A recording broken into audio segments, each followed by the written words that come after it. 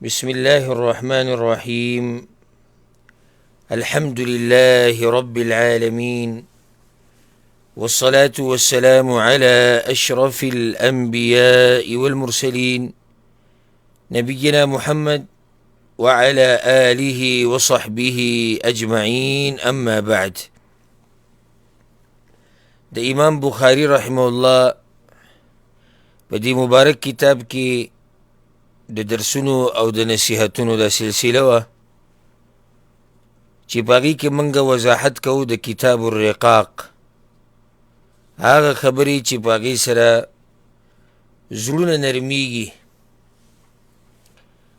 او د غفلت نه رابیدار شي. او مقصد د دې کتاب الرقاق هغه هم دغه دی چې دا زړونه نرم شي، نو چې کله نرم شي نو الله ته به واپس شي. بیا په آخرني بیان کې موږ باب ختم کړی، باب الرجاء مع الخوف.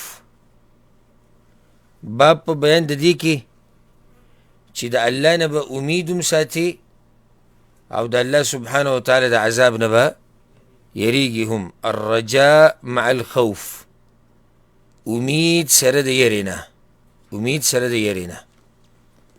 دغه باب ختم شوی او د دې خبرې ښه وضاحت شوی چې ولې یره د امید سره،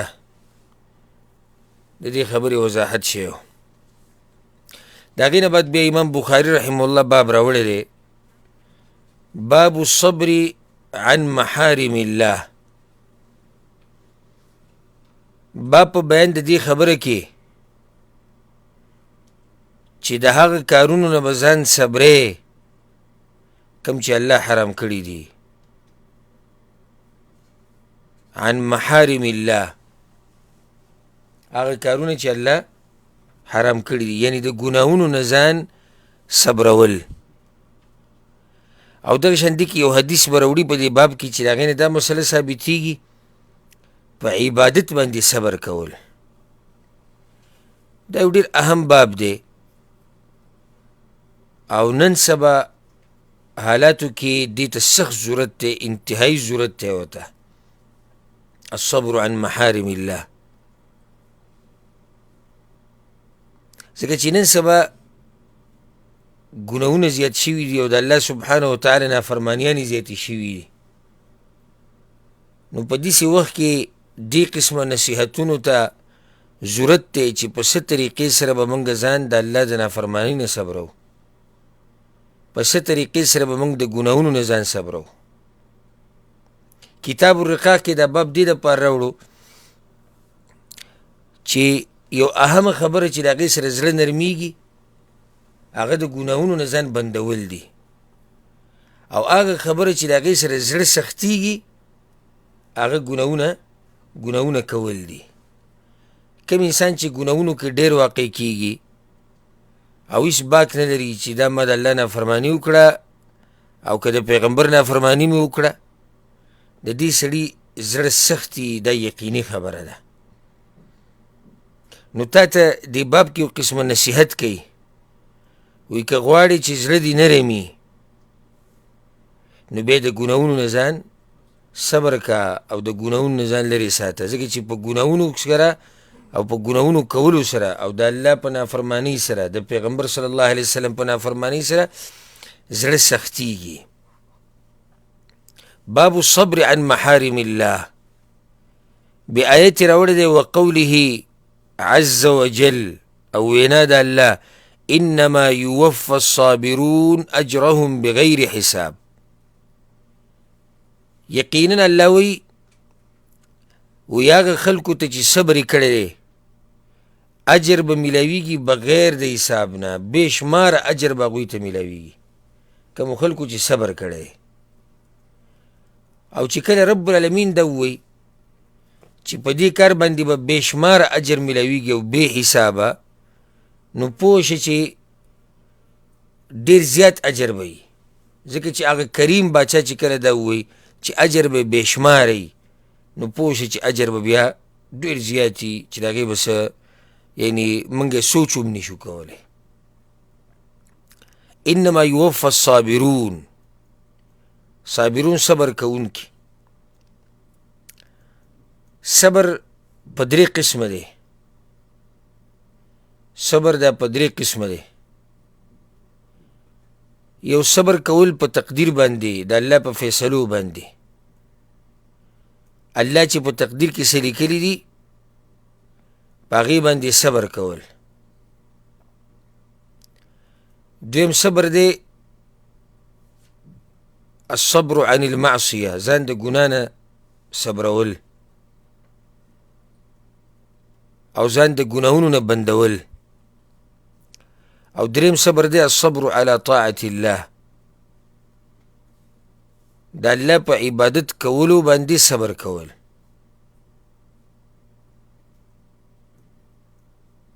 په دې درې واڼو کې اسانه مرتبه د صبر هغه دغه ده، په تقدیر باندې صبر کول. په تقدیر باندې صبر کول دا اسان دی په نسبت ترې نورو، دا نه یم چې اسان کار دی، خو په نسبت د دې دوو نورو مرتبو یا د دې دوو نورو اقسامو دا قسم صبر کول اسان دی. او هغه په تقدیر باندې صبر، د الله په فیصلو باندې صبر. وجه دا ده چې دا غیر اختیاري دی، دې کې ستا اختیار نه چلیږي. اوس یو سړی دی زوی مړ شو، دی به صبر کوي. دې کې صبر کول اسان دي. هر چې د ګناه نه ځان صبرول دي او د عبادت په یو قسم باندې صبر کول دي، دا اختیاري صبر دی. دا اختیاري صبر دی او دا کار ګران دی په نسبت د دې اولني صبر، دا ګران دی. بیا په دې دواړو کې بعض علما خو دا وایي چې هر یو قسم په خپل ځای کې غوره دی. یعنې د ګناهونو نه ځان صبرول دا په خپل ځای کې غوره صبر دی، او د الله په یو عبادت باندې ځان صبرول او په هغې صبر کول دا په خپل ځای کې ځان له غوره صبر دی. او بعض علما دا وایي چې په دې دواړو کې د ګناه نه ځان صبرول دا اسان دي په نسبت د دې چې ته یو عبادت کې او په هغې باندې صبر کې. وجه دا ده چې د ګناه نه ځان صبرول په دې اسان دي چې یو شی دی مې کوه، یو کار دی مې کوه. لکه اوس ته یو سړي ته ووایې چې دروغ مه وایه، بس مې وایه، یعنې څه کولو ته پکې ضرورت نشتی. اوس ته یو سړي ته دا وایي د شپې تهجد کوه، نو دې کې به دی د خوب نه راپاسي، طلایي به پرېږدي، اودس به کوي، د شپې به ودرېږي، خوب به وله ورځي، ستړی به یې کیدی شي، او تلاوت به کوي او دعاګانې به غواړي، او دی یو کار کوي. نو په دې باندې صبر کول د دغه صبر نه اسان دي، په دې باندې صبر کول د دغه صبر نه ګران دي کوم چې ځان د ګناه نه بندول دي. بیا دا خبره زه کوم چې زما مطلب دا نه چې صبر اسان دی، خو زه په نسبت د دې بل قسم ویم. نور صبر کول دا خو ګران کار دی، مګر د هغه چا دپاره اسان دی چې الله ورته توفیق ورکړي. په دې ځای کې امام بخاري رحمه الله د دغه دوو قسمونو باره کې خبره کوي. یو صبر په څه باندې؟ په عبادت باندې، او دویم صبر د ګناه نه، ځان صبرول د ګناه نه.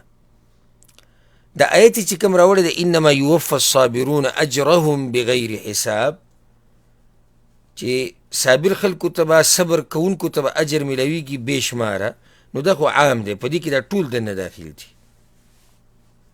که هغه صبر په تقدیر دی، که صبر د ګناه نه دی، او که صبر د الله په یو عبادت باندې کول دي، دا ټول پکې دننه داخل دي.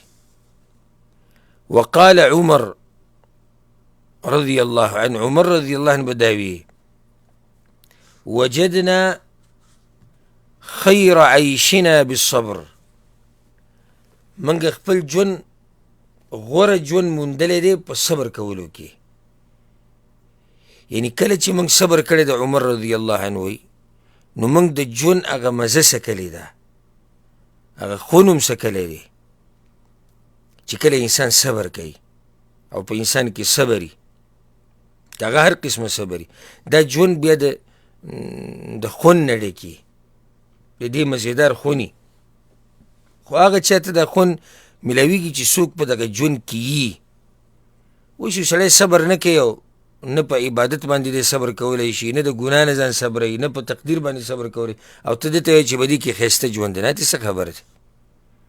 سحر ماښام یو سړی په ګناهونو کې ورځي، یو سړی دومره صبر نشي کولی او ځان نشي صبرولی چې په فیسبوک کې د جنۍ یو تصویر راشي او دی هغه واړی، په فیسبوک کې یو سندر راشي او دی واړی، په فیسبوک کې یو فلم راشي او دی هغه واړی، دی ځان دومره نشي صبرولی، دی به څه خوند وسکي د ژوند. او بیا له دا خبرې به هم کوي، غټ غټ امتحانونه به رایادوي، یاره که په موږ دا راشي نو هم الحمدلله وي مسلمانان یو. ته غټ امتحان پرېږده، لکه هغه حدیث دی که نه چې 7 قسمه خلک به د عرش د سوري لاندې که نه، یو پکې ذکر شوی دی چې ښایسته زنانه، اوچت نسب والا زنانه وله د زنا دعوت ورکو او هغه ورته اني اخاف الله، زه له الله نه یېرېږم. اوس دا امتحان پرېږده، دا خو بې انتها ګران امتحان دی، دا خو ډېره لویه فتنه ده، ډېره لویه، چې یو زنانه دعوت ورکړي یو هلک ته او هغه ښایسته زنانه یې اوچت نسب والی او دی ورته وایي زه له الله نه یېرېږم. ورته وایه تا دې ځای کې ځان صبر نه کو، ته په موبایل باندې یو ګوته داسې نشي راښکودی، ته په موبایل کې یو پروګرام نشي بندولی، ته د یو مجلس نه نشي پاسېدی چې هلته حرام چلیږي او حرام خویه کېږي، نو ته به د دغه غټو فتنو مقابله څه وکړې؟ ځکه همیشه دا سوال کول پکار دی چې الله موږ د امتحان نه بچ ساته. دا به نه وي چې زه تکړه یم، زه تکړه یم، زه تکړه یم نه چلیږي. دا چې کله بالفعل د باندې راشي که نه دا امتحان، نو دا ډېر ګران کاري، ډېر انتهایي ګران کاري. د ګناه نه ځان صبرول نن سبا دا عبادت او دا صفت په ډېرو لږو خلکو کې دی چې دی به ځان د ګناه نه صبر کړي، او د ګناه نه ځان صبرول مشقت غواړي، یعنې سخته به په ځان باندې تېرولې، ځکه چې خواهشات خو دغه کار غواړي که نه، او ته په ځان سخته تېره کړې او ته هغه ګناه نه کړې، نو داسې معمولي عبادت مه ګڼئ ورې، او مه داسې په دې نظر ورته ګوره چې جي دا ډېر اسان دی، دغه ما چې ورته اسان وي ما په نسبت د دې بل قسم وي، نو دا ښه ګران کار دی، مګر د هغه خلکو دپاره چې چاته الله اسان کړي او توفیق وله ورکړي. نو عمر ابن خطاب رضی الله عنه وی په دې ژوند کې موږ خوند څکلی دی، مزه هم څکلې ده، او دغه زموږ غوره ژوند. ما خبره دې پوره واخیسته چې دا خوند خو به هغه څوک څکي چې چا صبر کړی که نه. نو عمر ابن خطاب رضی الله عنه کې خو د اوچت صفات ټولو، ځکه هغه دا خبره ذکر کړې ده. او دا اثر کم چې امام بخاري راوړی دی، دا امام احمد بن حنبل رحم الله په خپل مسند کې راوړی دی په سند سره. صبر کول لوی عبادت دی. موږ کې هر سړی دا غواړي چې موږ سره الله محبت وکړي، غواړي که نه غواړي؟ نو ان الله یحب الصابرین، الله مینه کوي د صبر کوونکو سره. موږ کې هر سړی دا غواړي چې الله زموږ سره مرسته وکړي او الله زما ملګری شي. ان الله مع الصابرین، الله ملګری دی د هغه خلکو چې هغوی صبر کوي. الله وصیت هم دقه کړی دی، یا ایها الذین آمنوا اصبروا وصابروا ورابطوا واتقوا الله لعلکم تفلحون. ای مؤمنانو صبر کوئ او نورو ته هم د صبر وصیت کوئ. یا ایها الذین آمنوا اصبروا وصابروا، په خپل هم صبر کوئ او بل ته هم د صبر وصیت کوئ، لعلکم تفلحون، هم په دې کې کامیابي پرته ده. الصبر عن محارم الله، د الله د نافرمانۍ نه ځان صبرول، د ګناهونو نه ځان صبرول. حدیث راوړی دی د ابو سعید رضی الله عنه، أن أناسا من الأنصار سألوا رسول الله صلى الله عليه وسلم. بعض خلق د انصارو رالو د رسول صلی الله علیه وسلم خواته او سیتی غوښتل، یعنی چې موږ له مال راکه، موږ له پلانې شی راکه، پلانې راکه، څه ته چې ضرورت و. فلم يسأله أحد منهم إلا أعطاه حتى نفد ما عنده. نغو کی چې به هر چا څه شی غوښتو پیغمبر صلی الله علیه وسلم به ورله ورکوو، تر دې چې د پیغمبر صلی الله علیه وسلم سره په لاس کې کم مال و هغه ټول ختم شو. دې کې اشاره ده د پیغمبر صلی الله علیه وسلم سخاوت ته. پیغمبر صلی الله علیه وسلم انتهایی سخي انسان، چې چا به ترې څه شی وغوښتو نو د هغه په خوله کې او د هغه په ژبه باندې دا ټکی به نه راتلو چې نشتي یا نشم یا نه. انتهایی سخي انسان، او دا د مؤمن اوچت صفت دی چې دی په ځان کې سخاوت راولي. بخل دا د مؤمن صفت نشي کېدی.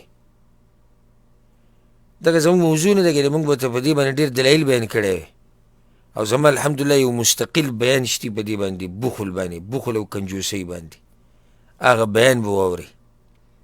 موږ په هغې کې پوره دلایل ذکر کړي دي چې په هغې کې مذمت بیان شوی دی د دې قسمه صفاتو. کوم سړی چې بخیل او کنجوسي، دا د مؤمن صفت نشي کېدی. مؤمن به غني، مؤمن به سخي، مؤمن به کریمي، لکه څنګه چې پیغمبر صلی الله علیه وسلم دی. دوی چې څه غواړي هر څه ورله ورکړو. دا نه چې ځان دپاره به ترې دومره پرېږدم او زما بیبیانې دي او زما هم چې دی ضرورتونه دي، نه، هغه ټول هر څه هغوی له ورکړو. بیا مخکې وایي چې فقال لهم حين نفد كل شيء انفق بيديه. کله چې دا هر څه ختم شو نو پیغمبر صلی الله علیه وسلم هغوی ته په دغه ټیم کې دا خبره وکړه: ما يكن عندي من خير لا ادخره عنكم. ما سره چې څه وي که نه مالي هر څه چې، نو ستاسو نه ګوره پټوم نه، ذخیره کوم نه، جمع کوم نه. او مخکې موږ سره هغه حدیث تېر شوی، پیغمبر صلی الله علیه وسلم چې ابوذر غفاري ته وي که ما سره سره زر پراته وي د احد غر امره، نو زما دا نه ده خوښه چې 3 ورځې دې تېرې شي او هغه دې ما سره وي. نو هغه پیغمبر صلی الله علیه وسلم به څنګه ځان دپاره څه شی ذخیره کوي او د دوی نه پټوي، د دوی نه پناه کوي او ځان له جمع کوي؟ نه، کېدی نه شي. وانه من یستعف یعفه الله. او دا خبره یاده کوي، څوک چې ځان د سوال کولو نه بچ کوي الله یې بچ ساتي. څوک چې ځان د سوال کولو نه بچ کوي نو الله یې د سوال نه بچ ساتي. عفت دې ته وایي. عفت د خېټې باره کې هم راځي چې یو سړی ځان د حرامو نه ساتي، د سوال کولو نه ساتي، الله یې ساتي. دغه شان عورت کې پاکوالی هم راځي، دغې ته هم عفت ویلی کېږي. نو دې کې دننه دواړه خبرې دننه رالي. د رزق په معامله کې چې څوک ځان د سوال نه ساتي الله یې ساتي. که خیال هم کړی دا کم سړی چې دا سوالونه مالونه ډېر کوي او د دې نه یو قسمه کاروبار جوړ کړی، دی عمر له سوالونه کوي، عمر له دی خوار ګرځي، ای به ورسره هر څه به ورسره ښه ډېري، خو دا د هغه بس په دقې باندې عادت شوی دی او په هغې کې الله پرېښودی دی او داسې ژوند شو. الله یې ته موږ وساتي. خو چې څوک ځان ساتي الله یې ساتي. دقه شان په دې کې دا خبره داخله شوه چې څوک خپل عورت ته حرامو نه ساتي الله یې حفاظت کوي. یو سړی کوشش وکړي که نه، لکه بعض خلک وایي یاره دعا کوو چې الله هدایت راکړي، نو ته کوشش وکړه الله هدایت درکوي. یو سړی وایي زه به د حرامو نه ځان څنګه لرې ساتم، زه به ځان د زنا نه څنګه بچ کوم، او زه به د لاس د زنا نه ځان څنګه بچ کوم، او زه به د نظر د زنا نه ځان څنګه بچ کوم. نو موږ ته کوشش وکړه که نه. ومن انه من یستعف یعفه الله. ته خو عفت طلب که کنه، ته خو پاکوالی طلب که، ته خو کوشش وکړه، الله دې ته بچ کوي. بیا وایي ومن یتصبر یصبره الله، دې دپاره دا روایت راوړی. او څوک چې ځان په زور صبروي الله ورته صبر نصیب کوي. څوک چې ځان صبروي الله ورته صبر نصیب کوي. ومن یستغني، او د صبر خبره به کوو تفصیلا، ومن یستغني یغنیه الله. او څوک چې ځان د مخلوق نه بې پروا کي الله یې بې پروا کي. یعنی یو نیم سړی انتهایی دنیا پرسي، د هر مخلوق نه به دی امیدونه ساتي. که د چا سره ګاډی ویني دی ورته پسخي، که د چا سره مال ویني هغې ته پسخي، که د چا ښایسته کور ویني هغې ته پسخي. مالدارانو ته به کته کېږي او بره کېږي، او صیب راغی او هغه راغی او علان راغی او فلان راغی، او دقې د مالدارانو نوکر به وي، او دې مالدارانو ته به چمچې چلی، ژوند هم به د ذلتي. خو څوک چې ځان د مخلوق نه بې پروا کي او الله سره رابطه مضبوطه کي، یغنیه الله، الله یې هم د دغه مخلوق د محتاجۍ نه بې پروا کي. الله به مخلوق ته نه محتاجي، الله د هغه څه چې دي هغه ورته الله د خپل طرف نه پوره کوي. او چې څوک خالق پرېږدي او په مخلوق پورې ونغلي، رب العالمین یې دقه مخلوق په دې منځ کې پرېږدي، نو نه وله بیا هغه مخلوق حاجتونه پوره کولی شي، او نه هغه عزت پاتې شي، عزت هم لاړ او حاجتونه ورسره لاړو. ځکه یو حدیث کې دا راځي چې د چا زړه په څه شي پورې وتړلی شي که نه، وکیل ایلی الله یې قشي ته حواله کړي. نو چې اوس الله راولګي او تا یو مخلوق ته حواله کړي، نو مخلوق به ستا لپاره څه وکړي؟ ستا زړه په یو مخلوق پورې مثال کې ونښتو، د هغه سره د عقیده جوړه شوه او الله د نه هیر شو، الله به دې دقه مخلوق ته حواله کړي، نو مخلوق به تا سره څه وکړي؟ هغه په خپله محتاج دی. ځکه دا خبره یاده کړئ، زړونه الله پورې وتړئ، په الله باندې مضبوط یقین ساتئ، الله به دې د مخلوق نه بې پروا کي او د خپلو خزانو نه به دله هغه څه درکړي چې دې مخلوق ته به دې ضرورت هم رانشي. او که ضرورت ترې رام شي، د مخلوق به الله تا ته مسخر کړي، ستا خدمت به کوي، تا سره به منډه ووایي، سره دي چې ستا عزت به هم باقي پاتې شي. بیا مخکې پیغمبر صلی الله علیه وسلم وایي ولن تعطوا عطاء خیرا واوسع من الصبر. او تاسو ته نه دی درکړی شوی یو نعمت، پیغمبر صلی الله علیه وسلم وایي، او تاسو ته یو نعمت نه دی درکړی شوی چې هغه نعمت دی د صبر نه زیات غوری او پراخی. معنی د جملې دا ده چې د صبر په شان نعمت هېچ چاته نه دی ورکړی شوی. صبر ډېر غوره نعمت دی او ډېر پراخه نعمت دی. د حدیث امام بخاري رحمه الله راوړی، په دې کې ومن یتصبر یصبره الله. یو سړی وایي چې ځان د ګناه نه څنګه صبر کړم؟ پیغمبر صلی الله علیه وسلم وایي څوک چې کوشش وکړي الله ورته صبر نصیب کوي. چې څوک څه وکړي؟ کوشش وکړي. او ډېر خونې د دې ګورئ چې سړی ځان د ګناه نه صبروي. لکه امام ابن الجوزي رحمه الله نه یو قول نقل دی، هغه وایي لو أن شخصا ترك معصية لأجل الله لرأى ثمرة ذلك.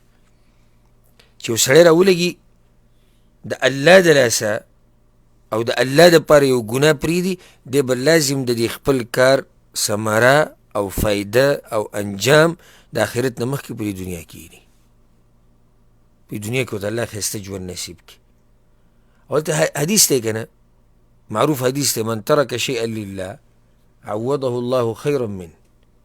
څوک چې د الله دپاره یو شی پرېږدي الله والا په بدل کې د هغې نه غوره ورکوي. نو چې څوک راولګي یو ګناه پرېږدي الله والا د هغې په بدله کې ډېر څه ورکوي. لکه موږ د داسې خلکو واقعات اورېدلي هم دي، لیدلي هم دي، داسې پرهیزګار خلک چې لکه مثال کې یو ځي ته لاړو ډیوټۍ له کاروبار له، او هلته د الله نافرماني کېږي، یا ده ته وویلی شي چې ته به د الله نافرمانی پلانې کار به کوي او په هغې کې د الله نافرماني، دی هغه کار پرېږدي، رب العالمین ولا داسې لارې ورته د بل ځای نه کولاو کړي چې دی ورته حیران شي. خو نن سبا ایمانونه کمزوري شوي دي. که ته ورته وایي چې یاره دا کار خو الله ناروا کړی، یاره نو الله خو ناروا کړی، خو دلته مزدوري د خېټه هم ساتل غواړي. صحیح ده دا کار خو په شریعت کې روانه ده، خو څه وکړمه؟ ته خو زما د مزدورۍ مسله هم ده که ځان صبرول ډېر ګران کار دی، ډېر ګران کار دی. یعنې معمولي که په موږ باندې امتحان راغی، یو طرف ته دنیا او بل طرف ته دین، زموږ نه هغه دین ټول تللی راغلی، ځان دومره موږ نشو صبرولی. معمولي که دنیا راته راپېښه شوه، اوس د مانځه ټیم دی مثال که د مانځه په ټیم کې دنیا راپېښه شي، نو ډېر به داسې چې هغه لمونځ به پرېږدي او دنیا پسې ومنډې وي. د عبادت ټیم دی، د اذکارو ټیم دی، د تهجدو ټیم دی، د درس ټیم دی، او په دې کې دنیا راپېښه شوه، د هر څه دلی پرېږدي. نو ځان صبرول ډېر ګران کار دی. د ګناه نه او بیا ځان کې صبر راوسته په یو عبادت کولو کې، دا هم ډېر ګران کار دی. امام ابن القیم رحمه الله وی د ګناه نه ځان صبرول د دې دوه وجې دي او دوه فایدې دي. لکه فایدې خو زیاتې، خو هغه دلته یو څو ذکر کوي دود. وی وجه دا ده، یو وجه دا ده د الله دا نافرماني په دې نه کوي چې دی یېرېږي د هغه سزا نه کومه چې به دې ګناه کولو سره میلاویږي. لکه یو سړی د ځان یې د ګناه نه صبر کړی دی، نو یو وجه څه ده؟ د دې ګناه د عذاب نه یېرېږي. دویمه وجه دا ده الحیاء من الرب، د الله نه حیا کوي، ځکه دا ګناه نه کوي. کوم سړی چې د الله نه حیا کوي که نه، د ګناهونو نه ځان لرې ساتي. چې حکومت وایي که چا سپیډ و نو د کیمره کې به تصویر راځي، او که چا ګاډي کې پټه ونه تړله د سیټ هغه، نو تصویر به رانیسي، او کیمره به رانیسي، او تصویر به تیالي، او فلاني ځای کې کیمرې، او فلاني ځای کې ورګي. دا ټول داسې سیده شوي دي، تپوس یې مه کوه. او ښه ورته پته ده چې رب العالمین معیني او زما اوري، او کرامن کاتبین د هر څه نوټ کوي، او بیا هم په ډېرو کې حیا نشته. د معمولي کیمرې د لاسه به دی د خپل ژوند لنډ تنګ کړي، خو دی خلاف ورزي نه کوي د هغه قوانینو چې هغه ټریفیک قوانین دي. ولې؟ ځکه چې هلته پې جرمانه راځي 100 ریاله یا 500 روپۍ یا 1000 روپۍ جرمانه پې راځي. د هغه جرمانې نه د بچ کېدو دپاره دی دومره تکلیفونه تېروي، او ښه ورته پته دی چې دې ګناه د لاسه زه جهنم ته ځمه، زما اخرت پې تباه کېږي، بیا هم څه پروا نشته. نو کوم سړی چې حیا کوي د الله نه، مراقبة الله، د الله لحاظ ساتي چې الله ما وسعیني، الله زما دا خبرې اوري، دی د ګناه نه ځان لرې ساتي، دې کې شک نشته.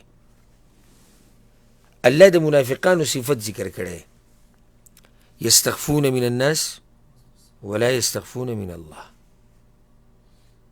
دو ځان پټوي، چې کله ګناه کوي، نافرمانی کوي، نو ځان پټوي، دوی شرمیږي، دوی له حیا ورځي د خلکو نه. من الناس ولا یستخفون من الله. الله وی بیا دغه خبره زما په باره کې بیانوي، بیا نه دوی حیا کوي، نه پکې شرم وي، نه پکې یری. وهو معهم، حالانکې هغه الله د دوی سره دی. مطلب دا چې د دوی هر څه ایني، د دوی هر څه اوري، بیا هم دوی کې حیا نه راځي. منافقانو کې حیا نه وي که نه. امام ابن القیم رحمه الله د خبرې دا مطلب دی چې د ګناه نه چې یو سړی ځان صبروي، د هغې دوه وجې دي. یوه د دې ګناه د انجام نه یېرېږي، چې الله به راله سزا راکوي، په دنیا کې هم کیدی شي او په آخرت کې هم کیدی شي. او دویم د الله نه حیا کوي. حیاناک انسان چې هغه ځان د ګناهونو نه لرې ساتي. فایدې دا ذکر کړې ده چې په ایمان به باقي پاتې شي، الابقاء علی الایمان، په ایمان به باقي پاتې شي. او دویم د ګناهونو نه به بچ وساتلی شي. او چې ایمان ستا پاتې شي، ایمان باندې پاتې شي، د ایمان د حفاظت وشي، نور ته څه غواړې د الله نه؟ ځکه زما ټولو ته دا نصیحت دی، منمه چې انسان کمزوری دی، بدن هم کمزوری دی، اراده هم کمزوری ده، عزیمت هم کمزوری دی، صبر هم کمزوری دی، ځکه چې الله په قرآن کې وخلق الانسان ضعیفه، انسان کمزوری پیدا کړی شوی دی. خو ټولو ته زما دا نصیحت دی چې ګوره د معمولي وخت خوند د لاسه هغه لوی جنت مه خرڅوه. لکه اوس یو سړی دی والعیاذ بالله د یو زنانه سره زنا کوي، دې که ډېر وخت د دې زنانه نه خوند واخلي څومره به وي؟ ګنټه، کیدای شي ګنټه لا ما زیات وي، کیدای شي ګنټه ځه 2 ګنټې که د 2 ګنټو د لاسه ته هغه جنت خرڅې چې د هغې پلنوالی د ځمکې او اسمان په اندازه دی. ته د ګنټې شهوت د لاسه د الله سبحانه وتعالی رضا په دا ولګې، ته د معمولي سندرې اورېدو د لاسه رب العالمین ناراضه کې، ته د انډیا د ډمانو او د پښتنو د ډمانو او د نورو ډمانو د کتو دپاره هغه معمولي خوند دپاره خپل دنیا او آخرت تباه کې. او ډېر کمقل انسان دی، ډېر کمقل انسان دی چې دی د معمولي خوند دپاره هغه ابدي ژوند هغه خرابوي، د معمولي خوند دپاره هغه عرش والا رب ناراضه کوي، د معمولي خوند دپاره قرآن او حدیث شاته وزاري. د دې ګناه داسې مثال دی، دا مثال زما ذهن ته راغی او یاد یې کوي، لکه یو سړی وږی دی او خوراک ته سم زړه شوی دی او ده ته خوراک کېښودی شو، په دې خوراک کې زهر دی، دی چې د خوراک کې خوند به ورکوي که نه به ورکوي؟ ولې به خوند ورکوي؟ وږی دی، انجام به یې سره وځي، مړ به شي. یعنې د یو څو نوڼو دپاره خپل ژوند خرڅ کو. دې مثال ته ګوره، د یو څو نوڼو دپاره خپل ژوند یې ختم کو ټول.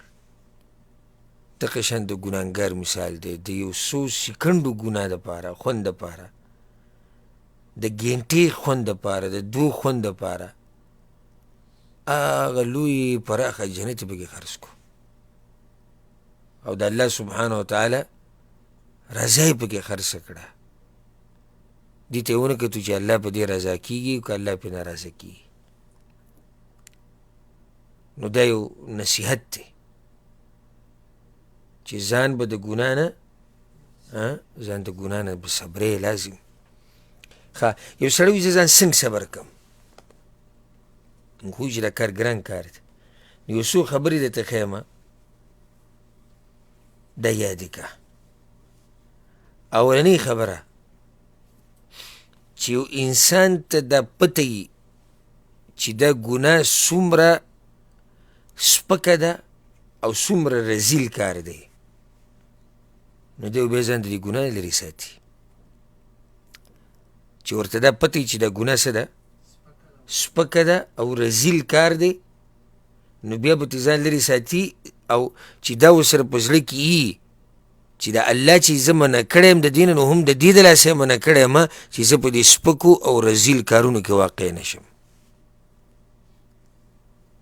دا اولنۍ خبره چې ستا ذهن کې وي. دویمه خبره د الله نه یره.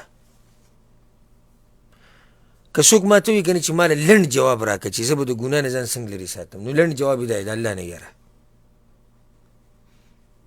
کم سړی چې د الله نه یریږي نو دی ځان د ګناهونو نه لرې ساتي، دې خبره کې شک نشته. نو د الله یره په زړه کې همیشه ساتئ چې ستا په زړه کې همیشه دی چې یو رب دی، هغه په ما باندې قادر دی، هغه ما هر وخت رانیوی شي، هغه هر وخت ما له عذاب راکولی شي، زه د هغه د باچایي لاندې یم، زه د هغه د زور او د قهر لاندې یم. نو بیا به د ګناهونو نه ځان لرې ساتي. خو چې د چا په زړه کې د الله یره نه وي، دی به ځان د ګناه نه څه بند کړي؟ لکه اوس ګوره دا خلک چې کله یو بل سره کیني مجلس کې او یو پکې د دغه خبر روان وي د باچا یا د وزیر اعظم چې مړه دا داسې ده دا داسې ده دا ټولو ته یې غلی شي. ولې؟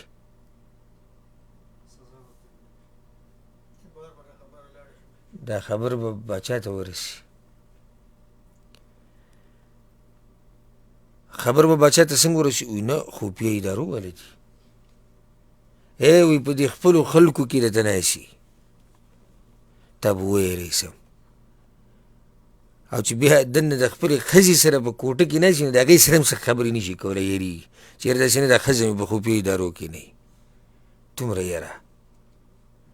او ښه یقیني ورته پته ده چې الله ملایک مقرر کړي دي او هره خبره هغه الله ته رسوي، بیا هم نه هېرېږي دغه الله. لکه دا خو کیدی شي چې ستا سره په دې مجلس کې خفیه ادارو والا ناست، دا کیدی شي چې تا پسې شاته حکومت لګېدلی او ستا حرکات سکنات ګوري، دا کیدی شي کې خبره ده، خو دا یقیني خبره ده چې دا هر څه زموږ نوټ کېږي او الله ته خېجولی کېږي. بیا هم د الله نه هېرېږي، بیا هم د الله نه هغه زړه کې خوف نه راځي. نو دریم سبب کوم یو شو؟ د الله نه یره. دریم الحیاء من الله، د الله نه حیا کول.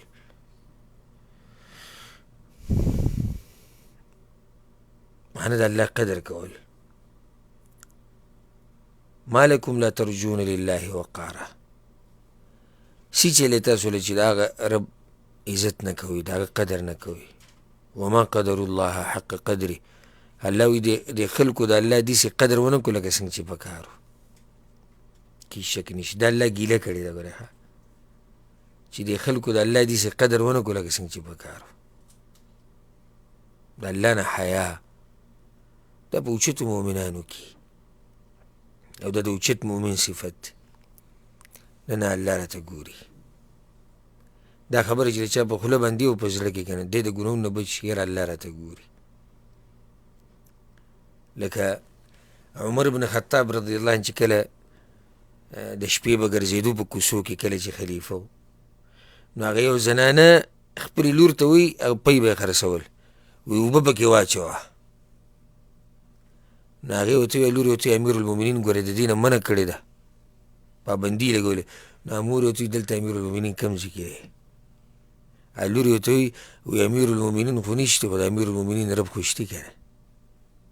دې ته وایي ګوره د الله نه حیا کول او د الله قدر کول. حق جنۍ هغه بیا د خپل زوی لپاره وغوښته، امیر المؤمنین عمر بن خطاب. او هغه واقعه مشهوره واقعه چې کله عبدالله بن عمر رضی الله عنهما په یو سفر باندې ووتو ملګرو سره، او په دې شړو کې یو شپنکۍ ولیدو ګډې بیزې ساتلې. هغه ته یې اواز وکړي راشه روټۍ ته هغوی ناست وي کښېنه موږ سره. نو هغه ته یې ویې راځه روټۍ وخوره. هغه وایي زما روژه ده. د دې ځای نه پته ولګي دا څومره تقوادار سړی دی. یو سړی په شړو کې ګرځي ګډې بیزې ساتي او روژه یې نیولې. نو عبدالله بن عمر ورته ووایي په دې سخته کې هم ته روژې نیسې او دا ګرمې ګرمې هواګانې چلېږي او دې ګرمۍ ته وګوره، یا واو د دې ورځو نه پیدا اخلو د آخرت دپاره. نو ډوډۍ خو خبره ختمه شوه، ځکه چې خو ډوډۍ نه خوري روژې ده. بیا ورته وایي د دې ګډو بیزو نه یو راکړه موږ له که نه. هغه وایي دا خو زموږ د مالک دي زما نه دي. نو امتحان یې هسې کوو په هغه باندې د هغه تقوا یې کته او پرهېزګاري او د الله نه حیا او د الله نه یره. ورته وایي ستا مالک ته به څه پته ولګي چې ته ورته نه یې، نو هغه ته به څه پته ولګي. او یو ګړی ته موږ راکړه او تاله به پیسې درکو، تاله به پیسې درکو او تاله به د هغې نه غوښه هم درکو، ځان له به روژه ماته کړي. هغوی نه د مالک ته وي، مالک ته به څه پته لګي؟ نو مالک ته پته که نه لګي نو الله ته خو پته لګي که نه. درې پیرې ابن عمر رضی الله عنهم هغه ته دا خبر وکړو، هغه دقه جواب ورکړو. ډېر ته متاثره شو عبدالله بن عمر او به د ځان سره به دا خبره بار بار کوله وي که مالک نشتی الله خو شتي که نه. او چې څنګه مدینې ته واپس راغی د هغه سړي د دغه شپنکي د مالک معلومات یې وکړو. د هغه نه یې دغه شپنکی هم واخیستو، د هغه سره غلام و، هغه شپنکی ته یې هم واخیستو، هغه ګډې بیزې ته ټولې واخیستې، هغه شپنکی آزاد کړو، هغه ګډې بیزې یې ورکړې. د هغه تقوا نه دومره متاثر شو. دې ته وایي د الله نه یره، دې ته وایي د حیا کول د الله نه. داسې حیا چې په یو انسان کې وي که نه، دی د ګناهونو نه بچ شي. بیا څلورم چې ته د دغه نعمتونو قدر وکړي کوم چې الله تعالی درکړي دي. د نعمتونو قدر وکړي کوم چې الله تعالی درکړي دي. ځکه چې ته چې هره ګناه کې نو په هغې کې به یو نعمت استعمالېږي که نه، لازم به استعمالېږي. داسې ما ته سوال شو، زه داسې ګناه ما ته وښایي چې د الله نعمت پکې نه استعمالېږي. ذهن کې مې داسې ګناه شته، لازم به پکې یو داسې نعمت استعمالېږي چې هغه الله تعالی درکړی. نو د دې نعمتونو قدر دی دې کې، او دې کې د الله هم قدر دی. اوس الله تعالی نعمت درکړی، ته څنګه رالېږې هغه نعمت هم د حق الله په دشمنۍ کې استعمالوې. لکه دې داسې مثال دی چې زه یو کس دا پین ورکړم چې دا واله دا تا ته څه شو، دا هدیه شو، او سبا له به زه خبر شم چې ده په حقه پین باندې رالګېدلی دی او په پاڼه باندې په ما پسې کنځلې لیکلي، نو څومره به زه خفه کېږم. وایم به یاره دا سړی څه بې وفا او ناشکره سړی دی، ما وله قلم ورکړو، زما په قلم یې په ما پسې کنځلې ولیکلي. نو الله به څه وایي د هغه سړي په باره کې چې د دومره نعمتونو الله ورکړو، دی راولګېدو هغه نعمت یې همدا که الله په دشمنۍ کې ولګو. او د نعمت هم قدر پکار دی، ځکه چې د ګناهونو سره نعمتونه ختمیږي. ګورې ان الله لا یغیر ما بقوم حتی یغیروا ما بانفسهم. الله د یو قوم حالت دا وخت پورې نه بدلی چې څو پورې هغوی په خپله ځان خراب کړی نه بیا حالات بدل شي. نو دا سویم سبب شو. څلورم، پنځم د خپل نفس د عزت خیال ساتل. بیا به د ګناه نه ځان صبرولی شي. د خپل نفس د عزت خیال ساتل، لکه چې ستا زړه کې دی چې دې سره زما عزت هغه خرابېږي، او زه یو شریف النفس سړی یم. دا خو د سپکو خلکو کار دی، دا خو د بېدینو او د رذیل خلکو کار دی. زه خو څنګه دا کار کوم چې دا خبره د زړه کې هم د ګناهونو نه وبچ شي الله په توفیق سره. شپږمه، محبت الله، د الله سره محبت ساتل. چې د الله سره دې محبت وي که نه، نو د هغه نافرماني و بیا نه کړي. ان المحب لمن يحب مطیع. څوک چې د چا سره محبت کوي بیا د هغه خبره مني، او د هغه څه نه ځان لرې ساتي چې په هغې کې بیا د هغه نافرماني. نو د الله سره محبت. اووم سبب ده د ګناه انجام معلومول. د ګناه انجام معلومول چې د دې نتیجه څه ده، دا کوم کار چې زه کوم د دې څه نتیجه ده، دا معلومه که د قرآن او د حدیث نه او د علماو خواله لاړ شه چې انجام دې وله معلوم کړو، نتیجه دې وله معلومه کړه، بیا به دې ځان لرې ساتي. خو اکثر چې ګناه کې واقعي یا واقع کېږي یا واقع شوي، نو دوی د انجام نه پوره نه خبر. که خبرې مې سرسري خبرې. اتمه وجه ډېره ناشنا، لنډ امیدونه ساتل. څنګه؟ لکه اوس یو سړی دی هغه دا وایي چې یاره زما دا ژوند مختصر دی په دې دنیا کې، اوږده امیدونه یې نه دي چې یاره زه به پاتې کېږم او زما به نوسي او کړوسي او دا نه. دی بیا ځان د ګناهونو نه لرې ساتي. ولې؟ ځکه چې دی وایي چې دغه دی وایي زما د الله سره ملاقات دی، دغه دی زما د الله سره ملاقات دی. نو د کوم سړي په زړه کې چې دا خبره چې دغه دی زما د الله سره ملاقات دی، دی به په ګناه کې واقع کېږي که ځان به دې ساتي؟ ځان دې ساتي. خو چې هغه یو دی چې نه مړه لا شتي عمر او لا به بوډا کېږم او سپین ږیری کېږم او بیا به بیمارېږم او بیا به مرګ راځي او کله به راځي، دی په ګناهونو کې واقع کېږي.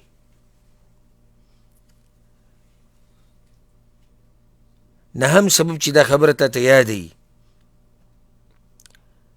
چې ګناهونو باندې همیشوالی د انسان اخره خاتمه خرابوي. ګناهونو باندې همیشوالی د انسان اخره خاتمه خرابوي. څنګه؟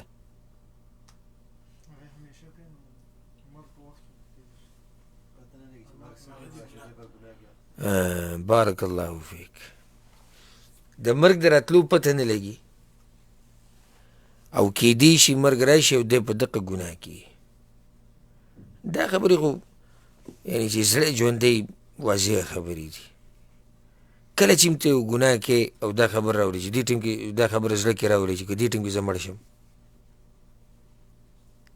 نو چې دا خبره دې ذهن کې بیا به ځان د ګناهونو نه لرې ساتي. دغه شان لسمه خبره هغه ده چې دا ګناه یوازې په تا باندې بد اثر نه کوي بلکې په معاشره باندې هم بد اثر کوي. چې کله دې خبرې ته ستا سوچ بیا به ځان د ګناه نه لرې ساتي. لکه یو سړی دی نشه کوي او دی دا سوچ وکړي چې دا نشه کول یوازې مال نقصان نه راکوي بلکې دې د لاسه قوم تباه کېږي، معاشره تباه کېږي، ملک تباه کېږي، دی بیا ځان د ګناه نه بندوي. څو خبرې شوې؟ یولسمه چې دا خبره دې زړه کېږي چې دې ګناه پرېښودو سره الله راضي کېږي نو بیا به ګناه نه لري. چې دا خبره دې زړه کېږي چې دې ګناه پرېښودو سره څوک راضي کېږي؟ الله راضي کېږي، نو بیا به ته د ګناه نه ځان لرې ساتي. دولسمه خبره چې دا د ذهن کې که دا ګناه درته وبخلی شي که نه خو خجالته به یې څه به یې؟ خجالته به یې. کله چې دا ګناه رایادوي رب ما ته چا وي چې دا کار کوه نو بیا به ځان د ګناهونو نه لرې ساتي. څو خبرې شوې؟ کمې دي لکه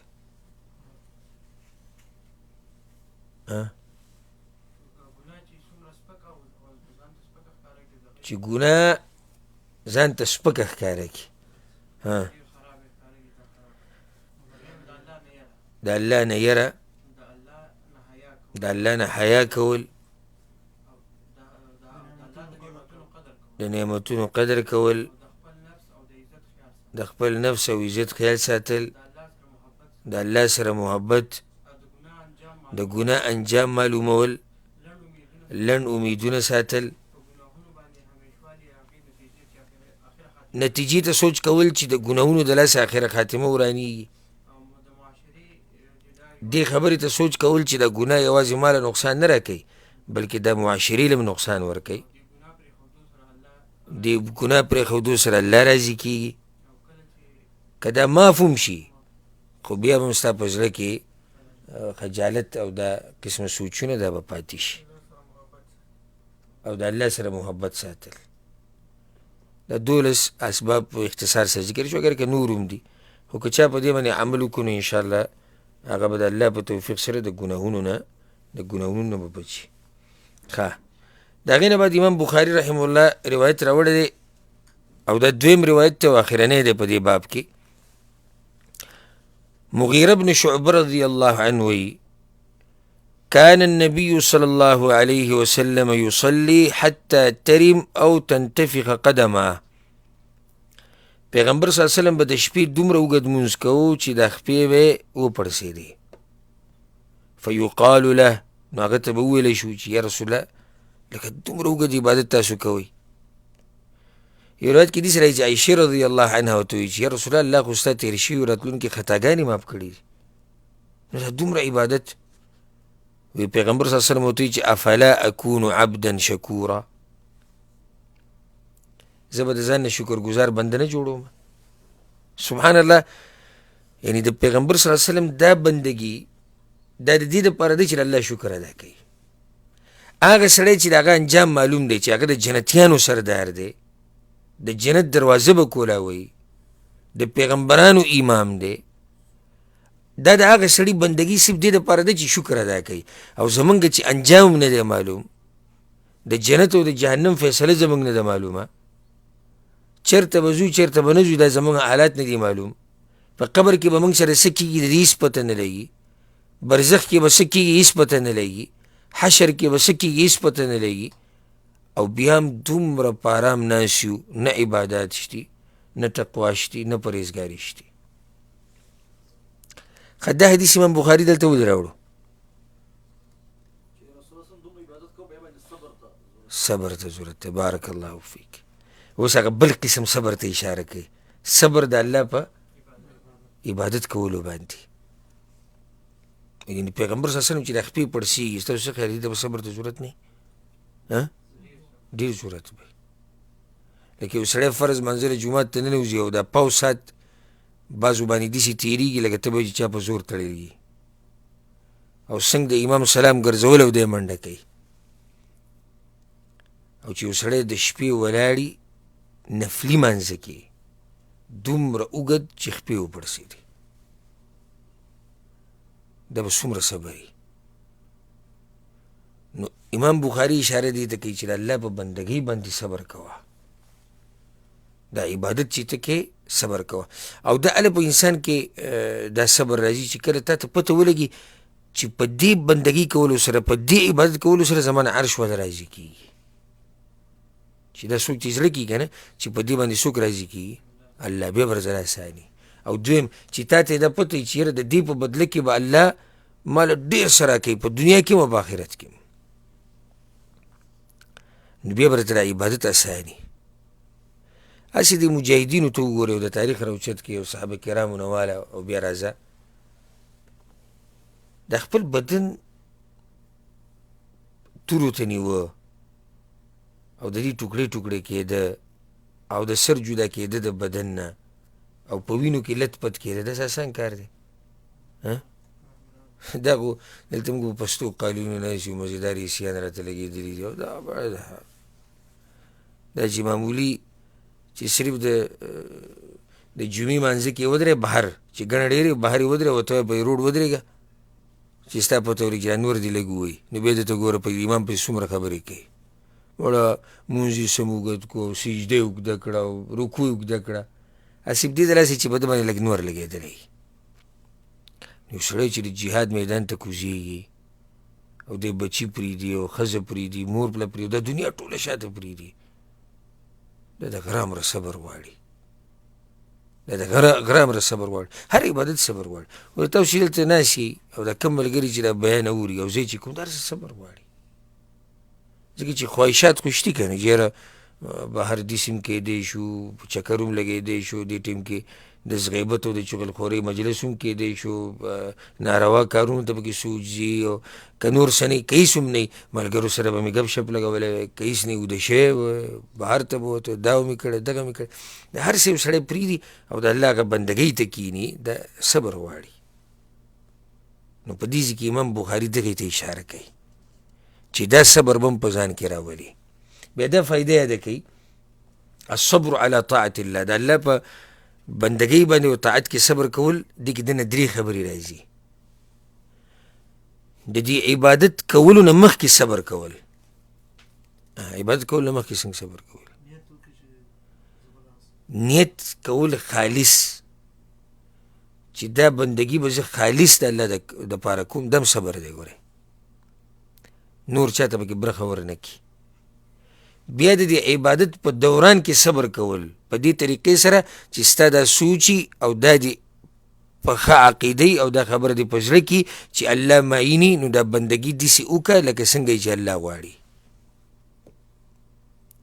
ښه د عین د عبادت نه بعد هم صبر کول، څنګه؟